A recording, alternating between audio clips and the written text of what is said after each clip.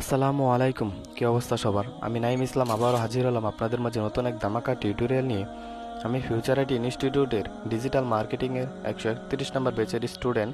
আমি future IT ইনস্টিটিউটে সফলতা অর্জনের লক্ষ্যে 9 ফেব্রুয়ারি 2024 তারিখে আমি আমার অ্যাডমিশন ফর্মটি ফিল আপ করি। আমি 1/4/2024 তারিখে আমি আমার ফ্রিল্যান্সিং সেক্টরের প্রথম ক্লাস স্টুডেন্ট মেটআপ ক্লাস দিয়ে শুরু করি, যা পরিচালনা করেন বলরাম রায় স্যার। আমার দ্বিতীয় ক্লাসটির টপিক ছিল টুলস ম্যানেজমেন্ট, যা পরিচালনা করেন মোহাম্মদ সাকিব রহমান স্যার।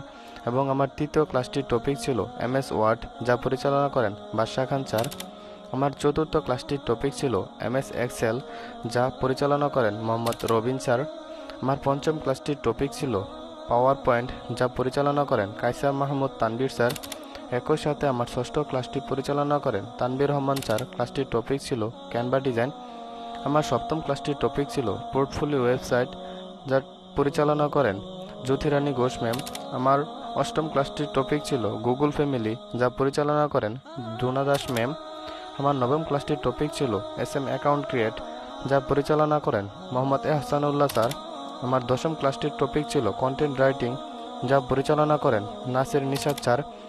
এর ওই ধারাবাহিকতায় আমার 11তম ক্লাসটি পরিচালনা করেন রাশিদ আহমেদ রিফাত স্যার, যার টপিক ছিল ফেসবুক পেজ অপটিমাইজেশন।